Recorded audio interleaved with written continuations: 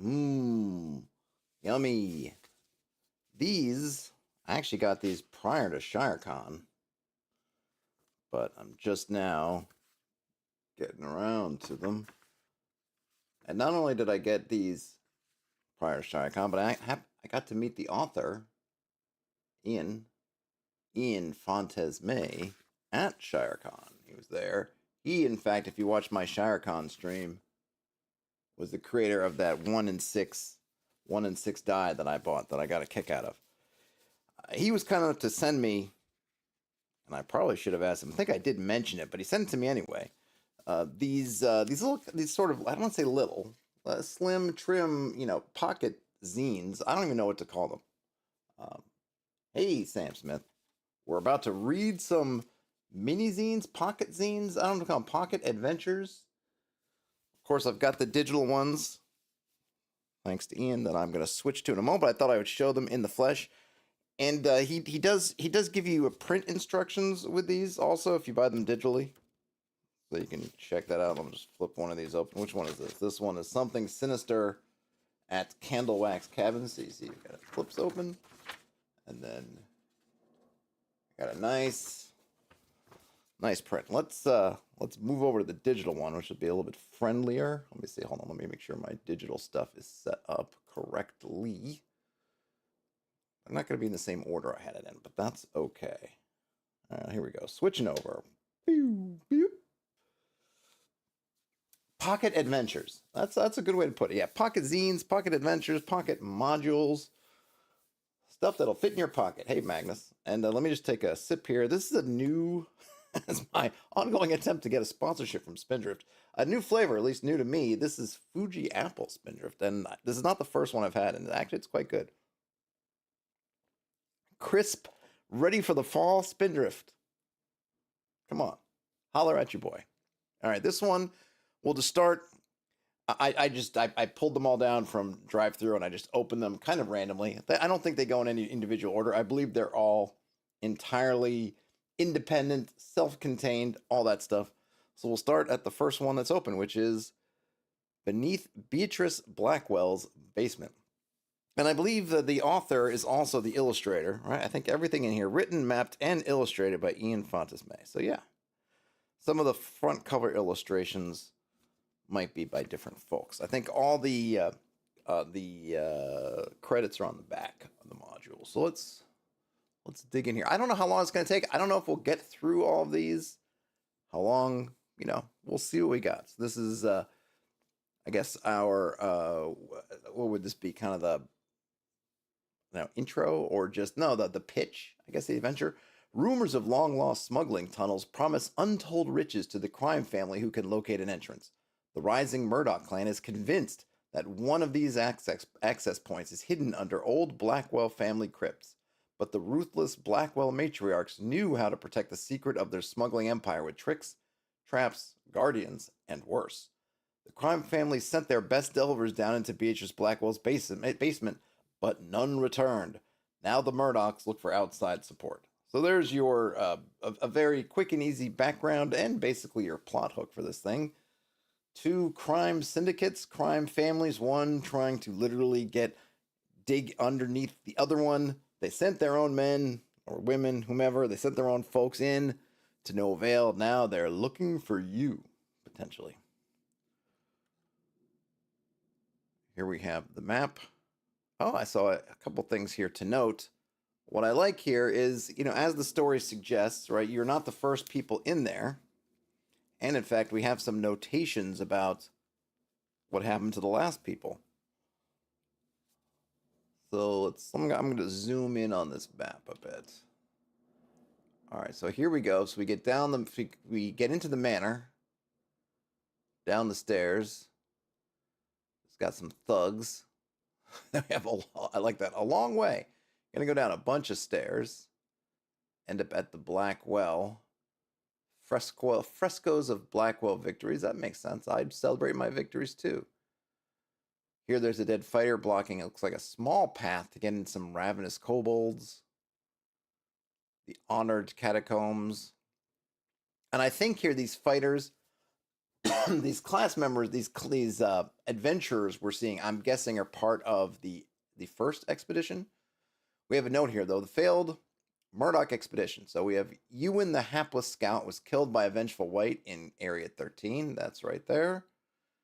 Fergus the wealthy fighter had their neck broken after falling down the well into Area 9. Oh, I see. So okay. I didn't notice that.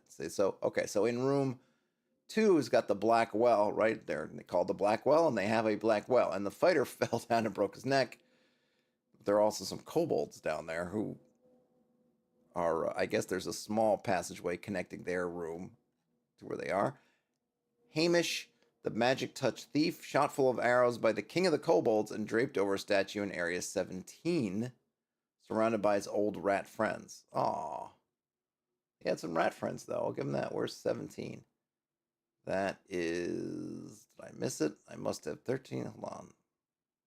14, 15. Oh, there it is. 17. Dead thief on statue. I like that you got the notes around it. So, I have it. I always like when if you can, if you've got the space, if you've got the wherewithal, whatnot, if you can give multiple references to things, it would have been easy just to go 17 and then I could go read 17, which would give me all that. But here we get 17 for that, but we also get the notation here, and then we get the notation here. So, I don't know what's going to be. I don't know if there's a description for 17, because remember, these are all very pocket-sized adventures, so I'll be curious to see if there are individual room descriptions or if those notations are more for us. We'll see. But, I like having multiple access points of information. Depending on how I'm happen to be visualizing or utilizing the material, I get the information I need. And then Elsa, the foolhardy magic user, succumbed to the series of pit traps in Area 7. She did not bring her spellbook, instead relying on a wand of flaming bolts. So just that lets us know we don't have to worry about her being scavenged for spellbook, but there's a wand there. And where is she? She's at Area 7, which is here. So I guess there's a series.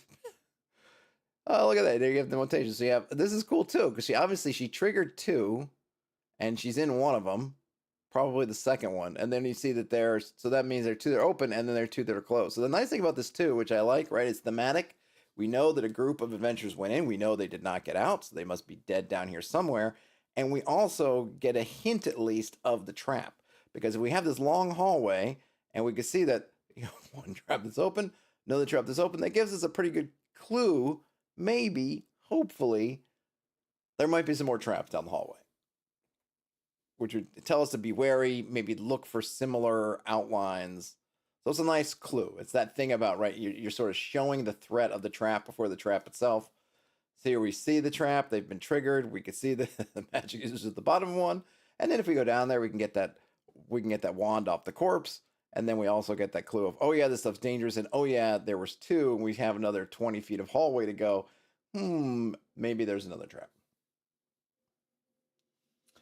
Sam Smith says, coming in hot with vengeful wights and kobold nobility. Like it. Yep. Yeah, I like it too. And I think when you're going to have something, something short like this, right, punchy is going to help. If you have a big, a mega dungeon, you can maybe go for or even just in a game, right? In a one shot, you want to come in hot, right? You want to probably stay as hot as you can. Maybe, for purposes of just the flow of things, maybe you want some things where you could be more contemplative and then more energetic, but you don't want, there's no reason to save stuff. And so you have a really small area like this, something that's kind of a one shot, kind of one location spot. Yeah, make the stuff in that location really, really sing. You don't need a lot of kind of filler. And so we have the note on the Murdoch expedition, the failed Murdoch one, which we just read. Now we have another section here on the Kobold Trap Workshop. Kobolds are known for their crafty defenses and ubiquitous traps. When in doubt, throw something together from these options. So we just have some options. Just have some options. It would have been nice to put this in a table, but there's not that much. Okay, well, actually, never mind. They do have more space. Might have been nice to have a table just so I could quickly roll up triggers and effects, but you just pick.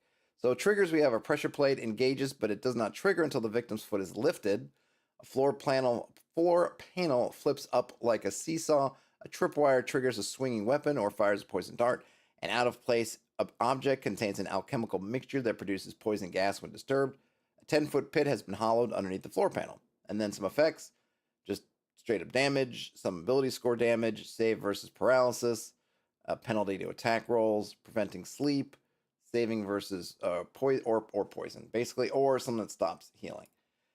Yeah, I think the only thing, I mean, I like these a lot. I think it would have been, I think maybe just for flavor purposes, I wouldn't mind if these were thematically tied to these kobolds.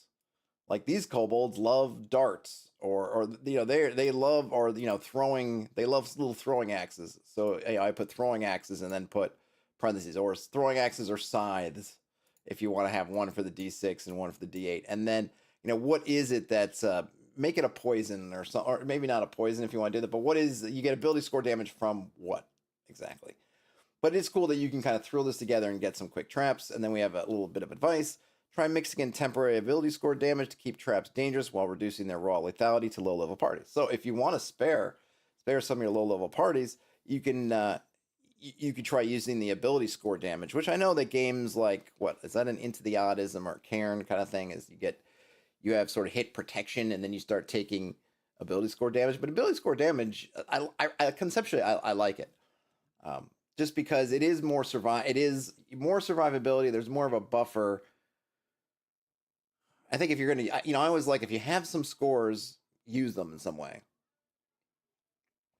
And what I mean by that is you're tracking numbers, or you have numbers on your character sheet, might as well use them. And too often, your ability scores, they create the little modifiers for you, but we don't often interact with those numbers, even though we have them sitting on our sheets for the entire life of the character. So why not put them to use? Magnus says they like the art. Seems like about the skill level. Hey, Mercurius. Hey, appreciate it. Thanks so much. All right, so now we have some text here. The smuggling clan wars and the king of the kobolds. Fisher folks used to whisper that Lourdes, the first Blackwell matriarch, once dug a well so deep she met the devil and then seduced him. And that's the secret to how the Blackwell smuggling clan was able to control the imperial coast, moving contraband around with ease even after the daughter Maria took over, then her daughter, and so on. Their less superstitious rivals often suspected that the Blackwells had access to secret tunnels, allowing them to bypass guard patrols and inspections. The matriarchs of the clan would never confirm those rumors, but they did continue to ruthlessly dominate the smuggling trade of the region.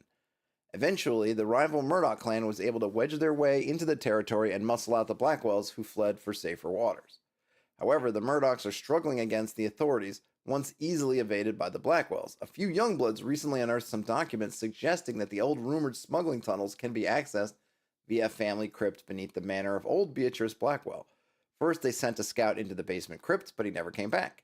Then they put together a full team of 4 experienced dungeon delvers to follow up, but 48 hours have passed and still nobody has returned. Now the Murdoch elders are demanding answers, and the upstart crew is desperate enough to hire some specialists outside the family, putting out a call for discreet adventurers looking to make some quick coin for a night's work. They are paying a large sum to anyone who can locate the tunnel entrance, plus a bounty paid for everybody recovered from the failed expedition team, all before the sun rises and their bosses show up. So somebody got in trouble, and now they're trying to cover themselves before people their bosses show up and they get in trouble. So that's makes sense. That's definitely a nice. And so what we're doing here is, you can look at this as you're setting up the clock. You don't have all night to go. You don't have days to say, we'll go in and we'll delve, then we'll come out and we'll rest, and then we'll go in again. We'll have a nice leisurely thing. No, you have this is one night, or maybe even just part of a night. You got to come in. If the bosses come in the morning and this thing isn't solved, you're out. Down in the crypt, a sad fate has befallen the first team. They ran afoul of the self-proclaimed king of the kobolds, who moved in after Beatrice fled and has declared the crypt to be a vanguard of his new empire. There, in the safety of the old crypt's inner chamber, he demands ever-increasing tributes of food and shiny things. When the Murdoch crew arrived, the king of kobolds mobilized his shock troops and chased them around the dungeon, killing them off one by one. Flushed with his victory, the king of kobolds now struts about, considering options for his next conquest. Meanwhile, the spirits of the Blackwell matriarchs are stirring in their graves, threatening to reclaim their ancestral crypt from all these grasping interlopers and return it to rightful Blackwell family control.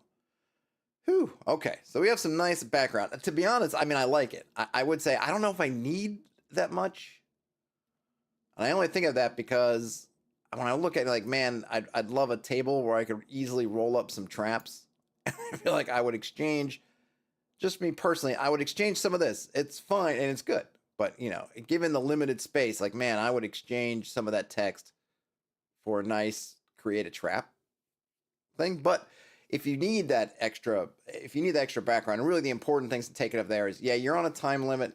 And by the way, the ghosts don't want anybody there. Oh yeah, and the king of the kobolds has claimed it.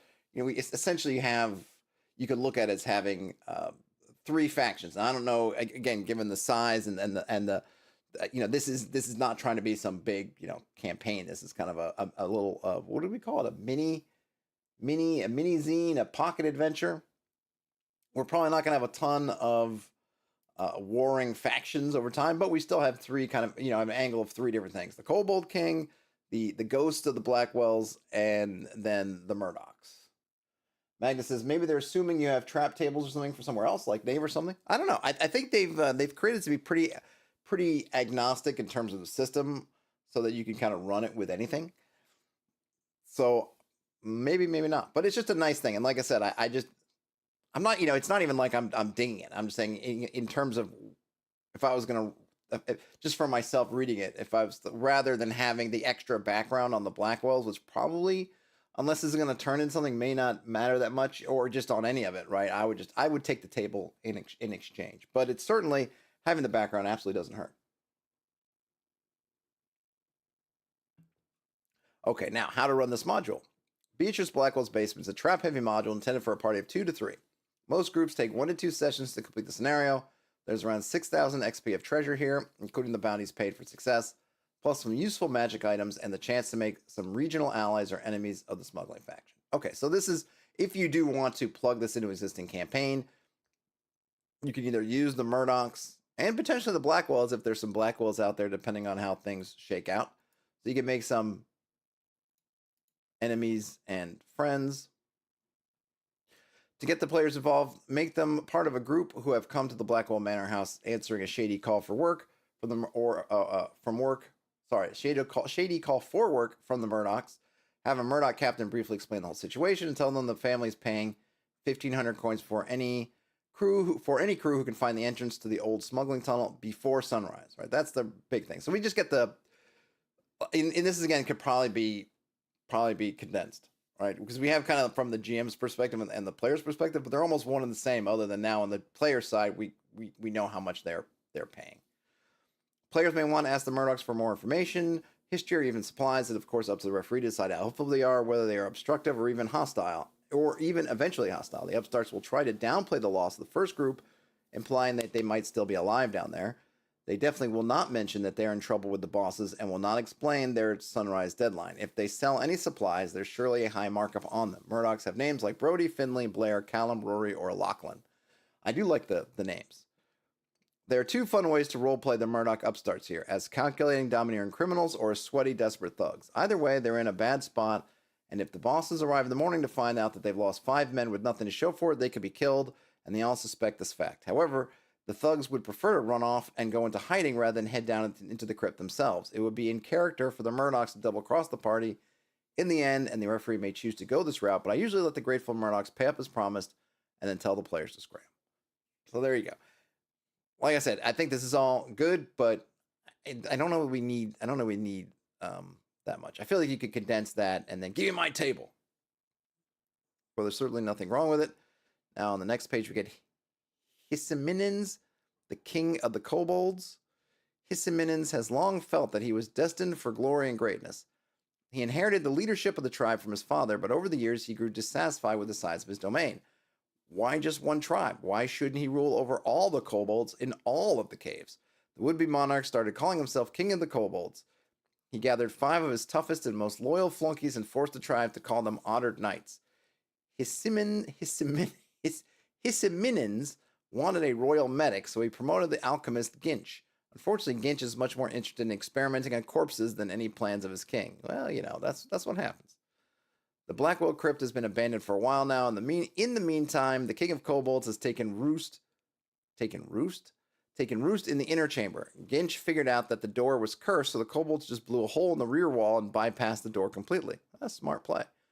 The tribe used to spend their time idly looting the crypts for shiny things, but ever since the recent battle, his Siminins has been excited at the idea of more war. Well, that's interesting. And then we get some stats for the king, the honored kobold knights, the necromancer, aka the alchemist. They call him an alchemist up here. Yeah, I don't know if he changed it.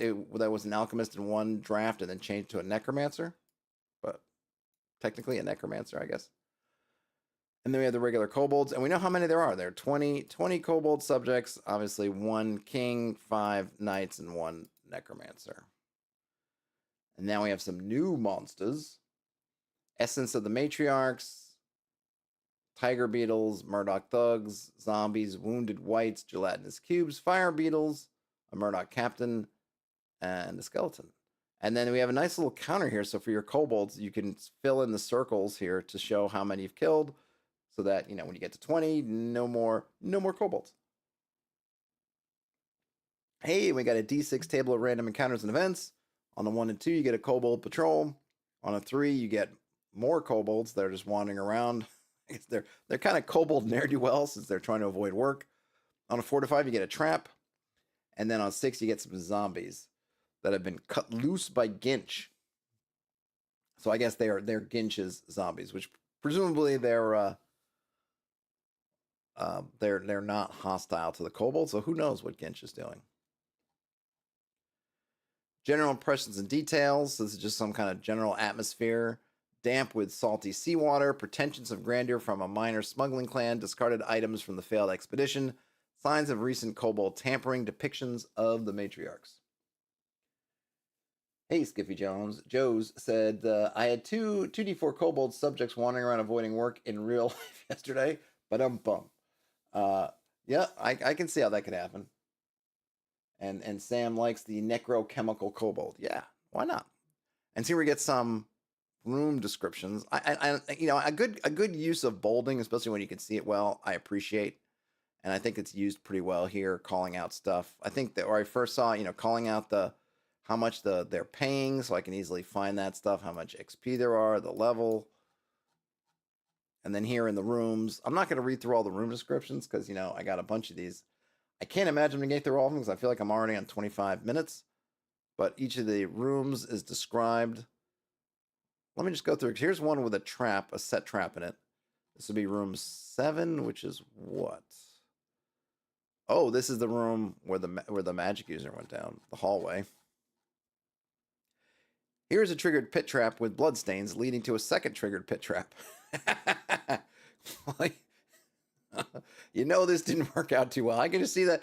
I can see this totally happening in game. You trigger the first pit trap, you're wounded, you crawl out on the far side of the pit trap, you brush yourself off, you say, well, geez, that sucked. You take another step and trigger the second pit trap, which then, takes you out. So that's just a funny, I like that. It's a fun, I don't know if that's what the intention was, but I like it. You could just see the scene that must have, in your mind's eye, the poor magic user stumbling from one into the first trap, crawls out and stumbles into the second trap. All right, the Murdoch magic user fell into the first one, then dragged herself out only to fall prey to the second one. Her body is 50 feet down a shaft, and in her bag is the wand of flaming bolts. Continuing down the hall, there are 2 more pit traps, one after another. Before the false tomb, the traps deal D6 falling damage if triggered. And then the next room, I'll just read that one too. The whole area is a trap. The false tomb of Maria holds a strange, thank you, NVIDIA, but I'm not interested in doing that right now. The whole area is a trap. The false tomb of Maria holds a statue of the woman without her signature, Torque of Shadows, overlooking a sarcophagus made of plaster. If the plaster sarcophagus is disturbed at all, 2 tiger beetles emerge to protect a nest of newly hatched young. Yep, a false pit trap with a pit trap hidden at the bottom. That would be pretty funny too. This is where the fighter went down. I'll read this one. At the bottom of the illusory endless well is the body of the dead Murdoch fighter. He was attacked by a mob of kobolds and pushed into the well, bringing a few of them down with him. The fighter's big fancy field plate armor and jewel-pommeled 2-handed greatsword blocked the passage to Area 10, trapping the kobolds inside. And so we have inside there 4 ravenous kobolds are trapped in the real tomb of Maria, unable to move the heavy plate mail of the dead fighter in Area 9. Maria is interred in a sarcophagus beneath her statue, wearing the Blackwell Torque of Shadows, which pulls all shadows in the room towards it. Ooh, I like it. I'd kind of like to know what the practical effect of that is, because I don't know what that means. That means you're always cloaked in shadows, or are you just sucking in shadows, just leaving no shadows behind? Do we get to see? Yes, we do. So we have some notable treasures. An amulet, not amulet, but annulet. Or maybe it annuls. Anyone who sees the ring must save or spells, or else become totally fascinated and desperate to own it. Oh, that's interesting. We have there's the Torque of Shadows, a heavy braided iron choker with a hinge and clasp. Not at all comfortable or stylish. Shadows in the area are subtly drawn towards the wearer, twisting near them and muffling their presence. They gain the thief abilities, hide in shadows, and move silently at 20%, or a plus 20% bonus if already trained in those skills. So that's super slick. There's also some slippers of spider skulking, the wand of flaming bolts, and the rat piper's flute. And there it is. So a slim trim, we'll look at 7 pages. A nice little map. A lot of traps. And I think using the kobolds is slick. Kobolds are fun, and making the adventure specifically about the kobolds as opposed to kobolds just kind of being there means you can have fun with those traps. All right, on to the next one. So this was beneath Beatrice Blackwell's basement. Now we're at the buried convent of the Headless Saint. Another sip here. Okay, what do we got here? Buried beneath the forgotten landslide, deep under the foothills, is a ruined cloister with a secret. Long ago, nestled into the mountain there, it is said that a true saint lived and died. The pious woman never spoke a single untruth from the moment she drew breath, and the gods blessed her to continue speaking truth afterward. Old folks whisper that the headless saint is still enthroned down there in her lightless cathedral. They say that if you bring her a skull, then it can be made to answer questions truthfully from beyond the grave. So here, and I remember we talked about this one at ShireCon. So the idea here is this could be another great location you can just drop into your existing sandbox or your world. The idea here is you bring her a skull and place the skull, I think, on the neck or whatever of her. I don't know if I don't remember. Well, we'll see if it's a statue or her actual corpse or whatnot. And then you can ask it questions and get true answers. So really fascinating thing that once a party has figured this out or has been told about it or has heard rumors, let's say you have somebody. I mean, think about the D&D the D&D movie where they had the dead answering questions, whatever that spell is. It's kind of similar to that, right? You could, hey, we need to get to something. Goodness knows there's enough stuff in your average D&D game that's old, ancient, whatever. But hey, you can find the guy who last knew about it.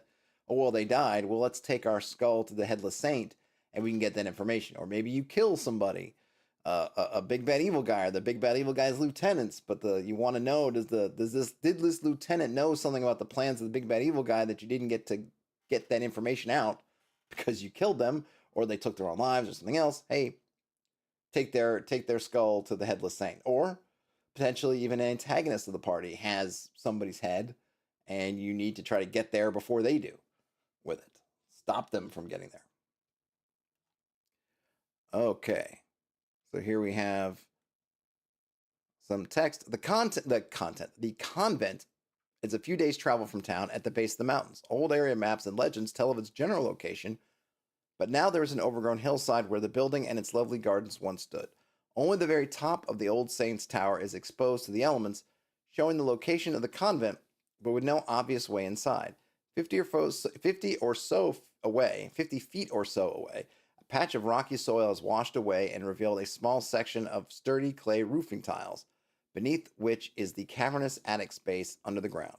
The untamed woods surrounding the convent are dangerous. Roll for wilderness encounters as normal while the party is camped. So it's kind of neat, right? You think of it kind of a reverse, in a sense, dungeon crawl in that year. Well, I don't know if it's reverse. I guess reverse tower sort of thing. You're starting at the top floor and working your way down. which is like a dungeon, but it actually is a building, which you would normally you'd be walking in the entrance and maybe trying to get to the top. In this case, you're starting at the top of this structure and then working your way down like a dungeon. And then we have, I really like these illustrations. So we have outside the forest, camping. On the surface, you got the exposed roof tiles, and then you kind of go down and you have some stick figures who are one holding a rope, lowering another one down. And first, you have an attic with central beams and rotten plaster. And then we go down again, and we've got some undead nuns, some bodies, some debris. A locked door, I guess. There's a tunnel. What does that say? A Derogar? I don't know. We'll see what that is. Tunnel.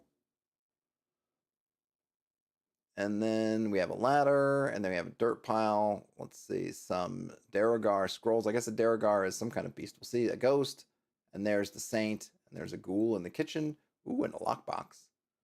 Oh yeah, we also have some library type stuff. We've got some wine cabinets, some couches, vine covered stairs, and purple glow. We know that'll be friendly. A pincerpede nest, plate mail, and a hammer. We got a bunch of stuff. Dead Derogar. What is a Derogar? Is it like those are just the kind of even more underground dwarves? Is that what that is? Stevie says, if I can turn a spell into a quest, I always do Speak with Dead and Zone of Truth as a perfect fit. Love this one. Yep.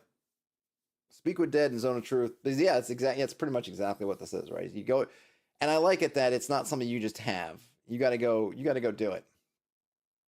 I mean, heck, if you wanted to, if your party was enterprising and you're playing a game that supports it, it doesn't seem like anybody really claims. I mean, as it is as it's presented, it's basically abandoned. So you can always try to bring back the temple, not only to go there for your mission, but actually restore it. Maybe even if you have a cleric in your party that's of suitable level, maybe they I don't know what I was going to say, not convert, but really restore and turn it back into an active religious complex. Maybe you could even turn it into your stronghold and then you'd have this as part of your, like a domain power almost, right? If you could bring a skull back, then you can question it. Yeah, it's a really neat idea, and I like these things that give you some interesting abilities, but you have to kind of work. You have to work for them. It's not just, oh well, look, I got the spell. It's like, no, you're gonna have to figure it. It's powerful, but you're gonna have to do some work to get there. History of the Saint of Truth in her unlikely tomb.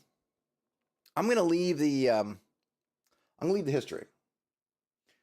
I'm gonna leave the history just because you can read it if you'd like, but cognizant of the time, I want to get more into, because I got more of these to go. I got 1, 2, 3, 4 more if I'm going to get through all of them. We'll see how that goes. So this is suitable for a party of 3 to 4 first level characters. Now this, I believe all of these are basically system agnostic. They're OSR. I think he mentions being compatible with stuff like Shadow Dark as well. Kind of OSR adjacent, just for an idea of what kind of characters. But it's pretty much system agnostic, generic, so that you can use it with any system you want. But this one's for first level characters, about 4,000 experience points worth of treasure. To get the players involved, have someone tell them the legend of the saint and hand them the skull of someone with a secret worth learning. That's definitely one way to do it. Yeah, maybe so if you wanted to do this, you could give them a mission. Maybe someone commissions them to go and ask a particular question. I think this is what this text down here is going to say.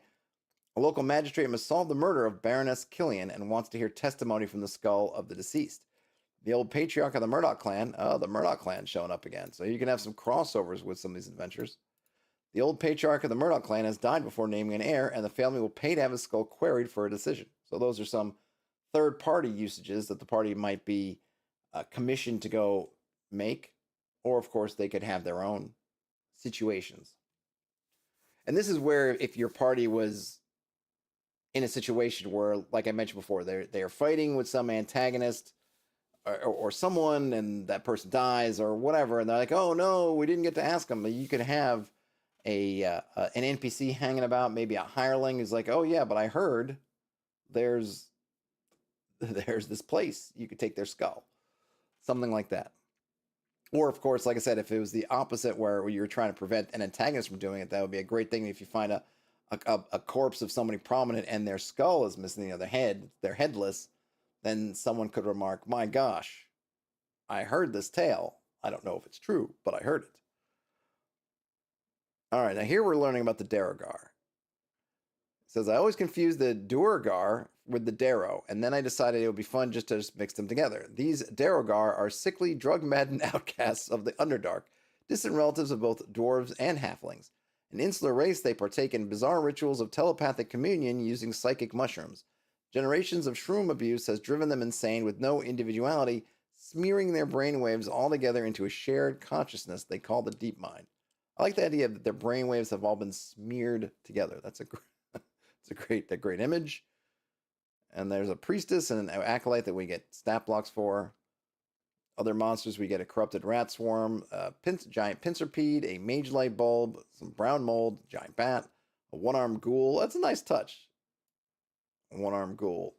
We had a wounded wight in the other one. It's a nice way of tuning down a little bit the difficulty of some of these, or figuring out, they give them a little bit of an impediment to just destroying parties. So here they got one arm, so presumably, I haven't checked against BX, but presumably they're not quite as skillful as, the standard two-armed ghouls. Skeletal nuns, mage light vines, a sunset ghost, I like that, and a bat swarm. And then we have some random encounters. 1 to 2, we get a wall collapse, and some a rat swarm comes out. On a 3, 2 giant bats and 2 bat swarms. On a 4, some giant pincerpedes. On a 5, some Derogar acolytes. And then on a 6, a chunk of the floor or ceiling collapses. I might even add another roll in there to see if it's either collapsing on or under one of the party members. General impressions: rotten wood, damp decay, water damage, iconography of the Headless Saint, unnerving sounds in the dark, stained glass windows with soil outside. Yeah, that's a creepy one. Leftover signs of panic and desperation. And then some scattered clues and portents, if we need them. An inscrutable but recently built shrine of the Derogar, dead rats with twisted necromantic pustules, diary of a trapped nun revealing a missed detail, tapestry mentions a holy 7 secrets, quote unquote.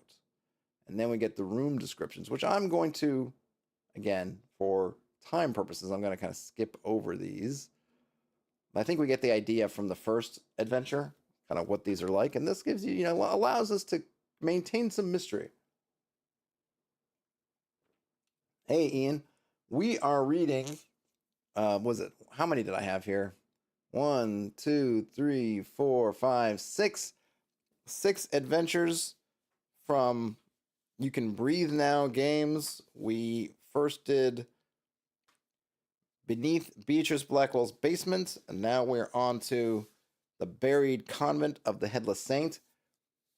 I'm not reading every specific thing, but giving the overview and sort of hitting the high notes of the themes and whatever it's about.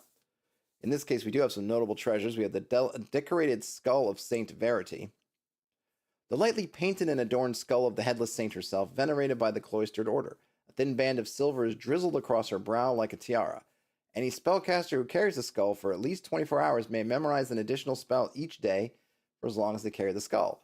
However, if they ever knowingly tell a lie from this point forward, they immediately lose all memorized spells for the day and can never benefit from the effects of the skull again.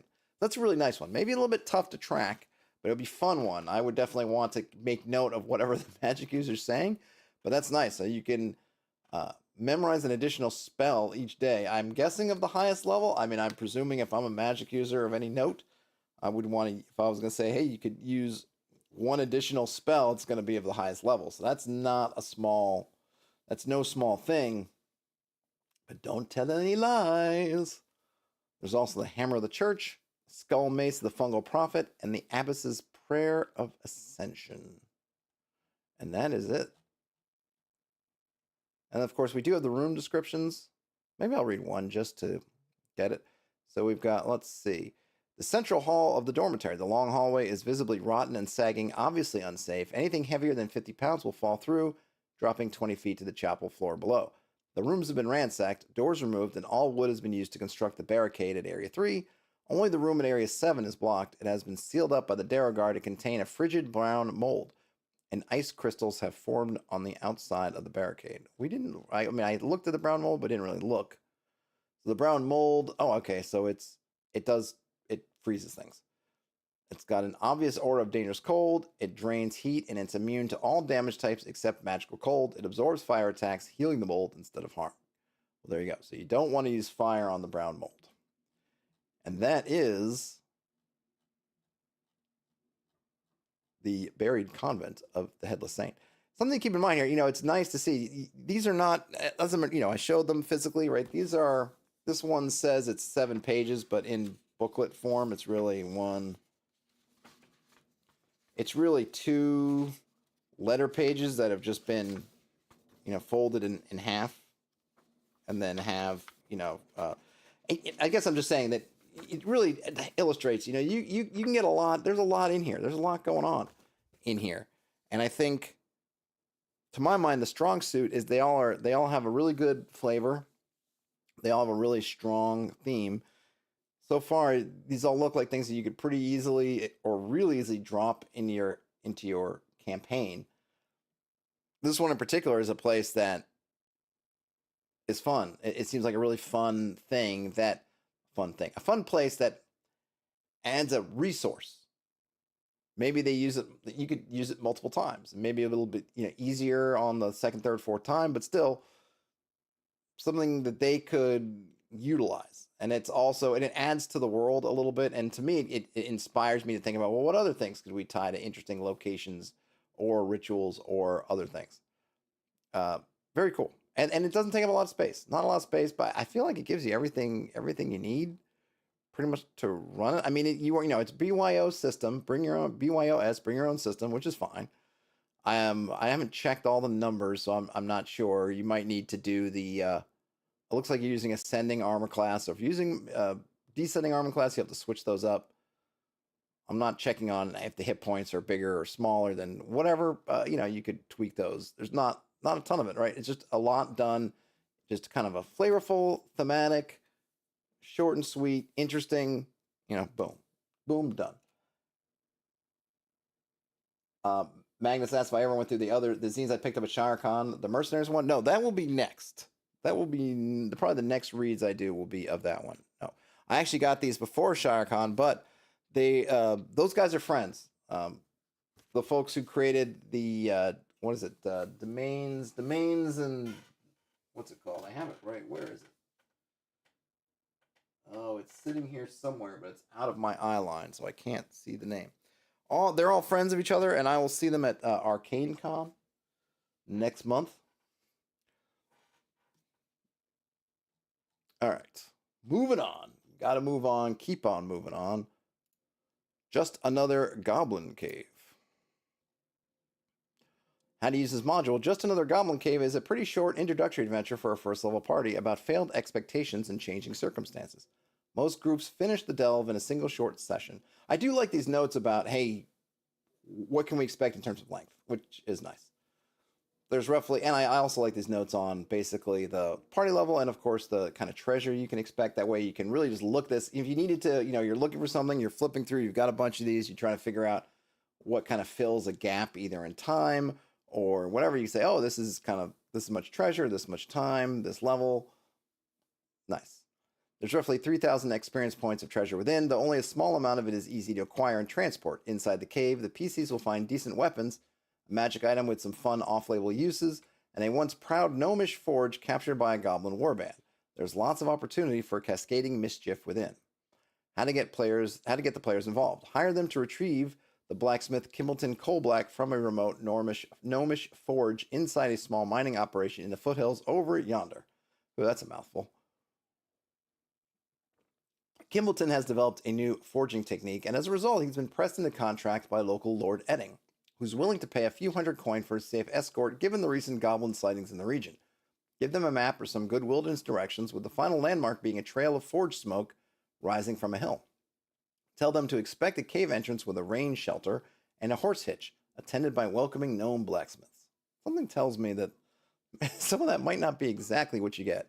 And I'm sure it's supposed to be a gnome, but just funny because it looks like a Santa or an elf. I guess it can't be Santa. It's too thin to be Santa himself. It's been hacked to death with an axe. Open for business, the sign says. All right, so here we get the cave complex. These maps are really nice. I don't know, I just like them. I like the style. They illustrate everything you need with illustrations. You know, it's always I always find there's that. Sometimes I find the illustrations, the kind of interior illustrations, I can kind of take or leave them sometimes because I find sometimes they take away from what's going on to make it harder to parse what's going on. And then, you know, other times I kind of like them. These I like. I haven't found. I feel like they give me enough, and I like the fact that there's actual text in there with some of the important stuff. Like, hey, here's the forge. And there's an area of snares and pits, and guess what? It says snares and pits. Because you know, I'm looking at the snares and pits, and since it says snares and pits there, I can see and say, oh yeah, I see the black ovals or pits, and then looks like almost a reverse European style number 1 with a lasso with a circle at the end of it. Okay, that's the snares. But if I didn't have snares and pits there, I don't know that I would have read it that way. But having the text and the image makes it helpful. We have notations for traps. There's an ogre zone. There's the ogre. All good. And they don't take up a ton of space.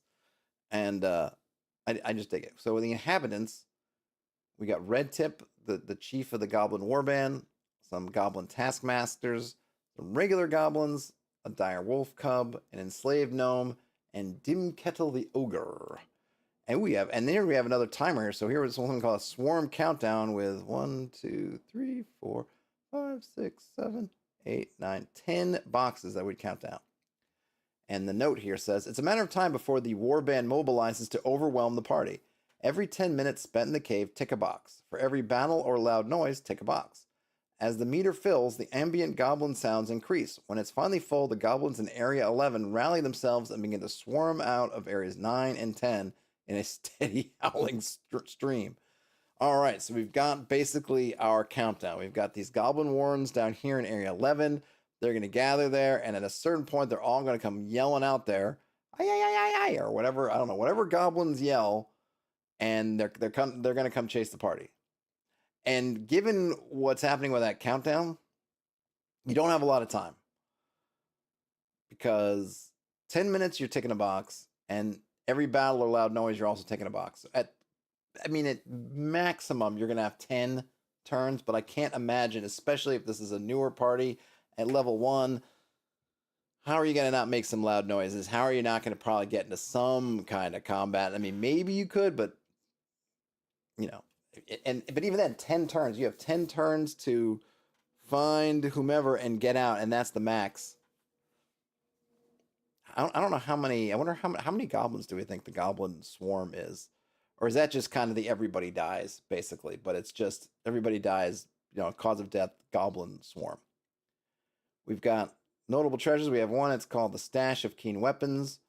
Kibbled and Coal Black developed special forging techniques resulting in a denser blade that holds its edge longer and is nearly impossible to shatter. May reroll any weapon breaking effect. The stash holds 6 war picks, 4 warhammers, and 2 hand axes. All are small sized and deal d6 plus 1 damage. They could be sold for around 25 coins each. So they're probably a little bit of an upgrade if you have, I mean, you know, I would obviously change the numbers to reflect the system if you're not using d6 damage, but it's one better damage than normal, so that already is good. And then finally, there's a gnomish horn of cave-ins, or I say finally. Oh yeah, okay, so that's just the other notable treasure. A battered brass trumpet etched with the words safety first in the flowing hieroglyphic script of the gnomes. If the trumpet is blown without first reciting this mantra, it causes a cave-in directly above the user. But if they clearly state safety first beforehand in any language, the user may aim at a section of the roof to destroy it with only a 1 in 10 chance of collapsing above them instead. The collapse deals 46 damage in a 10-foot radius.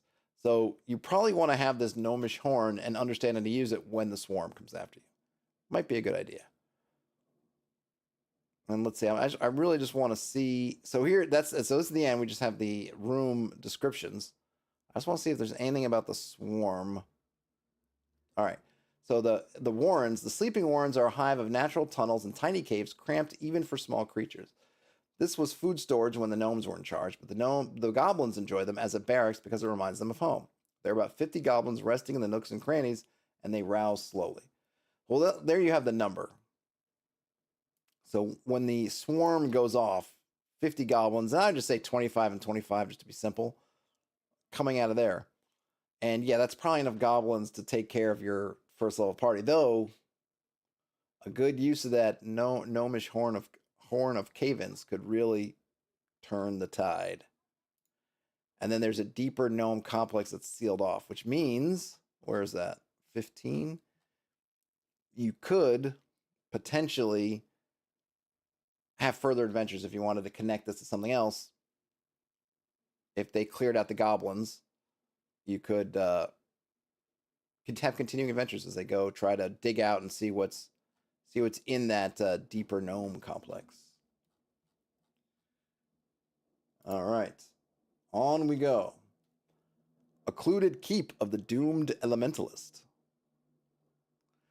For as long as we can remember, the landmark has been a facade of solid stone, false windows and doors carved into the rock. But Sly Diego found a way inside. He says it's hollow. There's a whole building in there. And now he's telling anyone and everyone the way in. So, who will be the first? First to plunder the creations of the mad elementalist and discover his strange fate? Bum, bum, bum. And looks like we got some animated Pillsbury Dough people. Let's see what that's like. Okay, so we have the wizard's ego and the doom it wrought. The wizard Terran was once a force to be reckoned with, although his name carries little weight today. He experimented with obscure elemental magics in his tower keep, aided by a crew of animated stone servants and a series of suffering apprentices. Eventually, he became a grand master of earthen sorceries and began to try his hand at ever more esoteric studies like teleportation and time magic. His final apprentice eventually got fed up and quit as Terran spiraled out of control, totally obsessed with his portals. Left to manage the increasingly complex rituals by himself, eventually Terran's reach exceeded his grasp, and an awful calamity befell him. A rooftop ritual went terribly awry, creating a portal straight into the raw elemental plane of fire. The rift began to expand rapidly, and Terran did the only thing he could think of in the moment, calling upon his mastery of earth magic to rip a second gate, this one into the elemental plane of earth. He hoped the opposed powers would negate one another. It almost worked. Relentless hellfire poured from one raging portal, battled by a stream of endless rock and stone cascading from out the opposing earthen rift. The intense magical backlash fried Terran instantly. As they strained to preserve the structure, the Terramancy wards went supernova and the entire outer shell of the keep was transformed into sealed solid stone as if carved from straight rock. With the elementalist dead and the keep now entirely occluded, the two opposing rifts became locked into a near stasis, each trying to destroy the other. Over slow centuries, the elemental plane of fire is steadily winning the battle, though no one alive today will live to see the moment it finally destroys the stone barrier once and for all, then spreads to consume the tower, the keep, the forest, and eventually everything else. Bum, bum, bum. But that's all history, isn't it? Today, nobody remembers who built the keep, let alone why it appears to be carved so perfectly from solid stone. Because of its general appearance and the big ball of fiery light at the top, the locals call it the lighthouse, and they use its beacon to navigate the woods at night. They sometimes tell stories about the place, how it was once a mountain whittled down by giants, that's a nice one, or belonged to a cruel duchess who was cursed by fairies for her stone heart. That's kind of cool too. This all changed recently when Sly Diego showed up at the tavern with armfuls of elemental stones and spell scrolls. He claimed that he found a way inside the lighthouse, that's filled with rooms and corridors, and there's plenty more unexplored space within. Every shady tomb robber in the place took interest, and the rumor spread. Now Sly Diego is selling the secret location of the cavern entrance to absolutely anyone who approaches him, and swearing to each of them that he has revealed it to no one else. The PCs are among these recipients. Turns out there's an old underground river that runs beneath the keep, used as a water source and a waste disposal. Diego found a way down into the caverns and up into the sealed structure from below. Besides the PCs, there's at least one other group ready to mount an expedition quickly. They call themselves the Order of the Owls, and they work for a regional power that knows about the lost portal inside the occluded keep and wants to access it. The Owls made it inside, but were overwhelmed by one of the keep's guardians and hastily retreated. Now they hide out near the entrance, waiting for the PCs to do the hard work before swooping in to claim the prize for themselves. All right, so we have the place, we've got the hook, we've got a competing adventuring party. When who doesn't love competing adventuring parties? All right, so I'm just going to be very brief here. So we have a note about the hidden portal and where it leads. Before running this adventure, the referee has an important choice to make. There's a teleportation portal in Area 26 in the tower, hidden at first but accessible once the PCs have solved a few puzzles and collected the element stones from the biome rooms. There's no predetermined location where this portal leads, but there are plenty of opportunities to foreshadow this location before the players discover it. Therefore, the referee should pick the portal's destination in advance. In particular, there should be discarded viewing stones in Area 10C that show glimpses of the location. Because the keep can be placed somewhere close to civilization and lead to literally anywhere else, this is a very useful adventure to transition to a new phase of the campaign. The players have a distant journey to undertake. This location might be introduced as a useful shortcut. Of course, you can always replace the portal room with a wizard's treasure hoard for a simpler reward. That's a nice note, right? So this is another thing that's like the buried convent, right? It's a tool. You can come here and access it if you need to go somewhere. So you can see that in your world. And I like telling the GM, hey, come up with the location beforehand. That way when you get to the rooms, you can make sure you have your references in order, which is a nice thing to point out. Because you just want to know. And if it's in the room, I mean, obviously you should always pre-read this stuff, blah, blah, blah. But it's easy to kind of miss something and then you get in the room and you don't have anything in mind. So this kind of saying, hey, by the way, figure this part out and then this is where it's going to come up is nice. So we have some stats about the Order of Owls. We got some more notable treasures. So it's kind of nice that each one of these comes with at least a couple of magic items. And the magic items all seem to be pretty interesting. They're not just your, it's a magic sword. They all seem to have something about them. This one comes with a bunch of monsters. And then we get the MIPS. We also get some random encounters. And then we get the room descriptions. Oh, I like these with the biomes. We get kind of, are those the same maps that are up here? Or are they different? Well, looks like they're maybe the same. Or maybe not. I don't know, but it's cool. We get the nice kind of 3-column layout with maps of the areas inside the rooms. Get more. This one's definitely well, let's see, is it a little bit bigger? Yeah, it's maybe a little bit bigger than some of the other ones. Maybe another page or two. There we go. Slowly scrolling. All right. Now up to Something Sinister at Candlewax Cabin. Candlewax Cabin is a side encounter or introductory adventure for a party of 1st to 2nd level. Most groups finish it in a single short session. There's only about 3,400 experience points of treasure, but the real reward is a group of folks who can become loyal retainers for a party just starting out. So there you go. So if you wanted to not have your party hire some folks in town, or if they just don't have any cash, you could throw in this adventure, and it's a way for them to gain some XP and also gain some retainers. And we have some righteous townsfolk. We have some notable treasures: a corpse candle and Ossifier's sacred sackring. What is that? Hold on, I need my sackring bell. I don't know what sackring is, but silver altar bell as thin as paper, etched with a ring of dancing satyrs frolicking underneath the words Sunday Communion. The bell resonates in impossibly pure and dulcet tone when it is gently struck. If the bell is tolled on a Sunday, a wee scholarly sprite named Ossifer will appear and give a solid answer to any question that a fairy might know the answer to, with only a 1 in 6 chance of telling a lie or otherwise deceiving its caller as a prank. Ossifer warns that if the bell is struck within 5 miles of a church, it makes no sound at all and instead collapses into a ball of crumpled silver. That's a really fun one, and another tool. But just don't use it close to churches. We have the map, a couple levels. I know I'm sort of going through these quickly, but I'm down to it. But I think we get the idea of these, right? They're all, I just really appreciate small, compact, but they don't feel small. I guess that's kind of the thing I like too, is they don't feel tiny. It doesn't feel, even though there's, it's not a 1-page dungeon, but some of those, I feel like it's either like really just super cramped or just it feels tiny. These don't feel tiny, and I like that the thoughtfulness of what they're about and kind of what they can add to your game or your campaign. We're on the last one. Underneath the ruined watchtower of some forgotten duke. People here just call it the Old Watchtower. To the shepherds and merchants who pass by, it's nothing more than a landmark. Young lovers sneak away to carve their names on the weathered stone walls. Among the locals, the structure is widely believed to have been the military outpost of some forgotten duke. It was not. Hidden beneath the ruined watchtower is a dark relic from a forgotten age. All right.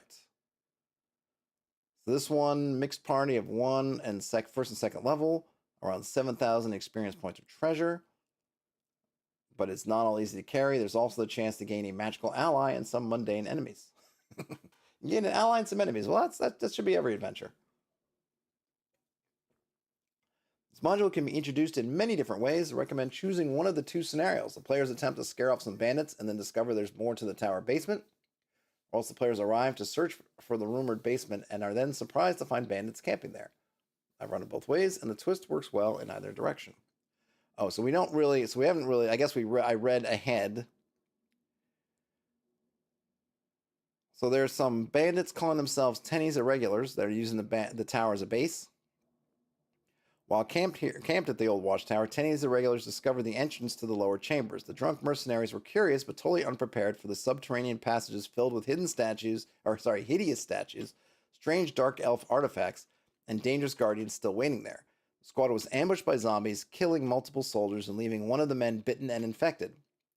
When their comrade in arms died feverishly and subsequently rose up as an undead, Tennyson put a couple of crossbow bolts in his head and ordered the tunnels sealed up. Since then, the survivors have been drowning their traumas in alcohol and trying to figure out their next move. All right, so there you go. So it's a tower with some nastiness underneath. We got a nice, I guess, full page in a sense, or maybe, yeah, full page map. Like we have the outdoors, how we kind of get there, then into the tower itself. And then down there where there's the magma-headed child. That looks creepy as F. I don't know if it's the fact that we can see it from the name that's a child whose head is filled with magma, but also the fact that the head looks like it's, I don't even know what kind of head that is. It's like it's split open and made into a bowl that's filled with magma. We got some hellhounds, zombie bureaucrats. That's a good one. Carcass crawlers, necrophidius. Don't know what that is, but sounds good. Fire beetle skeletons and some normal zombies. We got some stats for the irregulars. I do just want to read about where is the here's the magma-headed child. All right, so the room with the magma-headed child is room 20 and 21, I guess. The grand staircase splits in two paths, descending into a grand smoky hall that smells of brimstone. At the far southern wall, long cords of silver glitter in the dark before the massive doors at Area 21. In the middle is a crude but unsettling statue of a woman hunched over as if protecting something in her arms, her face frozen in wretched agony. In truth, this was a living statue, and she perished protecting her progeny, the magma-headed child. A cunning guardian hellhound emerges from a large alcove attempting a surprise attack. Okay, and then the magma-headed child. Once his mother was a proud stone servant golem of the Drow Empire. Then she was trapped for millennia with a bitter hellhound who passed the time by melting her with his flame. In her fiery, dying moments, she concentrated her life essence into a fragment of herself and shielded it in her arms as she passed away. The magma-headed child was born. Man, that's a really intense story for that. A wee fire-infused stone elemental that looks something like a featureless dwarf with a molten bird bath for a head. It cannot speak, but communicates by pantomiming, proving to be naive, curious, and terrified. If shown kindness, the magma-headed child will happily adopt itself into a new family, hence the supernatural ally. And then we have some stats for it. It's a 4-hit die stone elemental. Let's see, it's immune to non-magical attacks, moves very slowly, or else molten lava spills all over the place. Well, that's going to happen. Magma-headed child does not heal at all normally and is only repaired by mud to rock, stone shape, or similar stone summoning spells. So you want to take care of the magma child, especially before you get any of those spells to help repair it. But it's a very cute, kind of a sad story, but interesting. And yeah, you get this magical ally that'll travel with you. Very cool. And that is our last of the 6. Underneath the ruined watchtower of some forgotten duke. I like that. Some forgotten duke. We don't know who his name is. He's forgotten. Totally makes sense to me. All right. So as you can see, all of these together can fit easily in the palm of your hand. You can fan them out like playing cards if you want. Really cool stuff. I linked to their drive-through store where you can see all of those. Thanks so much to Ian for sending these to me. I really enjoyed reading them a lot. They're all great, and I love if I just love the way that you can kind of drag and drop them. You can sort of drop. They're not, I guess you could drag them too. Drop them into a campaign setting. They don't require a whole bunch of setup or a very particular setting or location. They'll work pretty much anywhere. They're all flavorful. They all have some interesting things inside. I really like particularly the two that offer up some utility. The portal inside the tower, if you want to add in some teleportation type stuff's a lot of fun. And I really, really just love the concept of the, which one is it? The Buried Convent of the Headless Saint, where you can go take a skull and have it answer a question. I just think that's great. I want to steal it, or I just want to drop this in myself so I can use it next time I'm running a game and the party needs to ask some questions that maybe it's difficult to get answers from living folks. Dig up a skull, take it to the convent, ask it a question. Hope everybody enjoyed that. Thanks so much for hanging out with me. That's all I got, folks. Have a great rest of your day, night, or whenever you end up watching or listening to this. Game on. Talk to you later.